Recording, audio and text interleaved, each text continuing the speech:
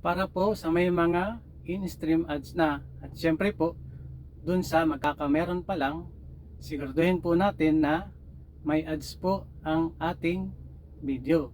So panoorin po at sundan ang aking settings para po makasigurado tayo na may ads ang ating long form of video. Tara po!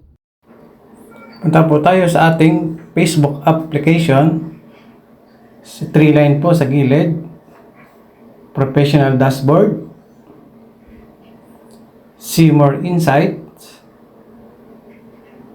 At recent content or see all. Pindutin po natin ating videos. At click po natin yung ating ginawang video. So, pindutin po natin yung ating settings at be sure po na naka-blue or naka-enable po ang ating button para po hindi masayang ang ating pinaghirapang video na ginawa.